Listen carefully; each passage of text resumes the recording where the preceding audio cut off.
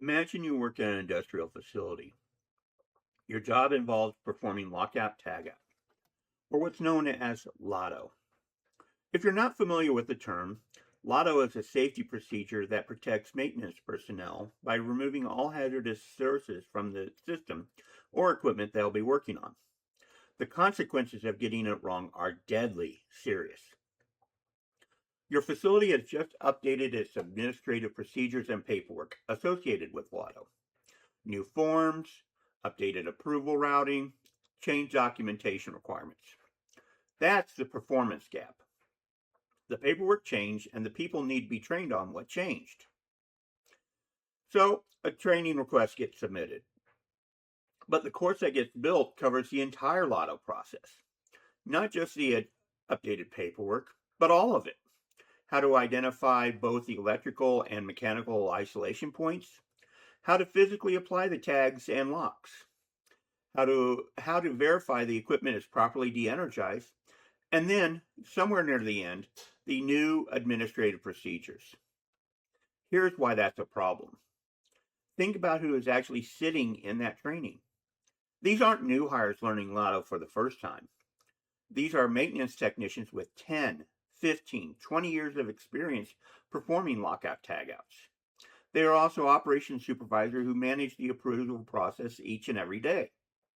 And they are also mechanical and electrical subject matter experts who helped write the procedure. These are not people who need to be taught on how to hang a lock, but that's what the training assumed. The course was not designed around who the learner was. Instead, it was designed around the topic. And those are not the same thing. Welcome back. It's Thursday, which means it's time for another discussion on the 5 pillars of good instructional design. For those of you who are new here, I'm Jeff. Over the last few videos, we introduced each of the 5 pillars and their foundational strategies. If you haven't seen those videos, I'd encourage you to go back and watch them. They provide the framework for everything we're going to discuss going forward.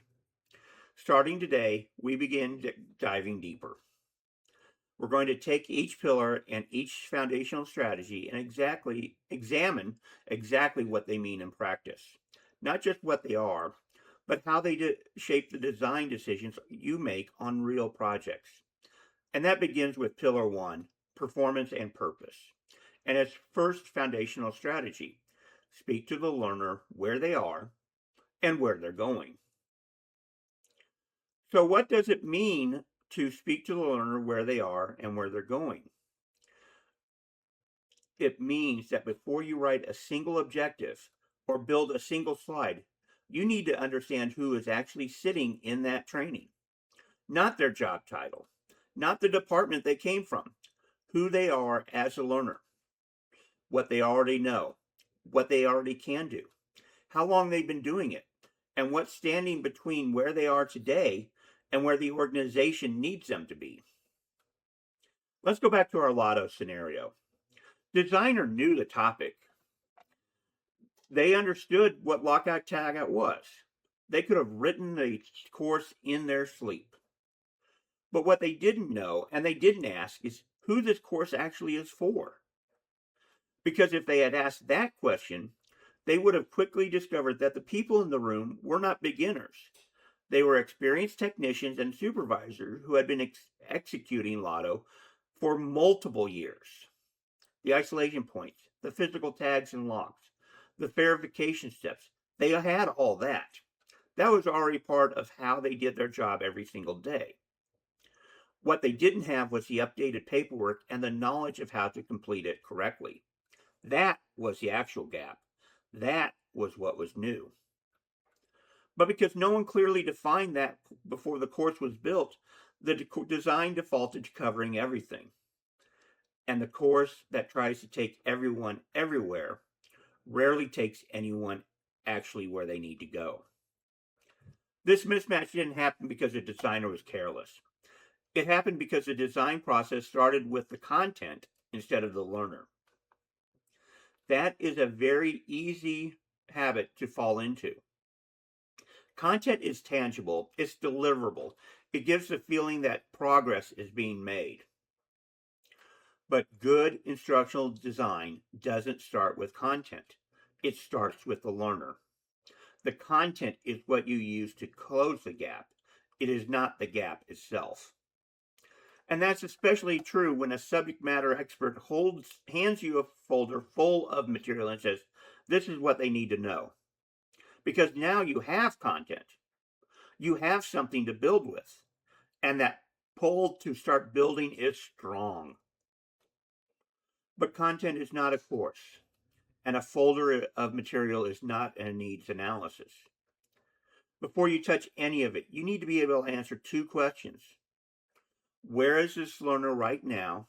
What do they know? What can they do? What experience they bring into the room? And what limitations or constraints are reshaping their reality on the job? And two, where do they need to go? Not in general terms, but specifically, what does the organization need them to be able to do after this training that they cannot do right now? What does success actually look like from the perspective of the people who sent them to training in the first place? When you can answer both of those questions clearly, you have something to design from.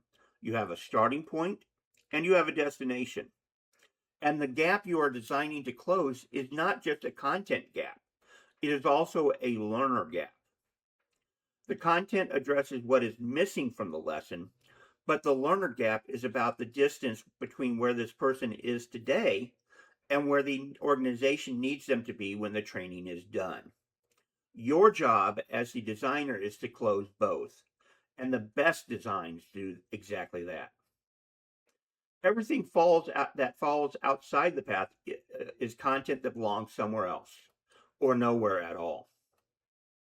Let's go back to the LOTO scenario one more time. That training wasn't wrong. The content was accurate. The procedure was correct. Someone put real effort into building it. But it failed before the learner ever stepped into the class because no one was stopped to ask who was actually taking it and what they actually needed to walk away with. That is the cost of skipping this strategy. Not bad content, not poor production, just a fundamental misalignment between the training that was built and the people it was built for. When you take the time to understand where your learner is, their knowledge, their experience, their constraints, their motivation, and you pair that with a clear, specific picture of where they need to go, something important happens. The design becomes easier. What to include becomes obvious. What to cut becomes obvious. And how long the training needs to be fixes itself. Because you're not designing to cover a topic anymore. You're designing to move a person from point A to point B. That is what separates training that gets built from training that actually works. Let me say that again. That is what separates training that gets built from training that actually works. In the next video, we continue with Pillar 1 and its foundational strategy, understanding the learner's struggles, hang-ups, and motivation. Because learning where the learner is and where they need to go is only part of the picture. Understanding what they're getting in their way is what takes design to the next level. Now, before I go, I want you to think about one project you are currently working on or one that you recently completed. Can you clearly describe who the learner is? Again, not their job title, but their actual experience level, what they actually know, and what limitations they are working within. And can you describe in specific terms where they need to be when the training is done? Not what they will have been exposed to, but what they will be able to do. If you can clearly answer both of those questions clearly, you are already ahead of most developers and designers. If you can't, that is where the work needs to start. Share your experience in the comments below. I'd be interested to hear how you approach understanding your learner before the design work begins, and what changed in your design once you start asking those questions. See you next time. Bye.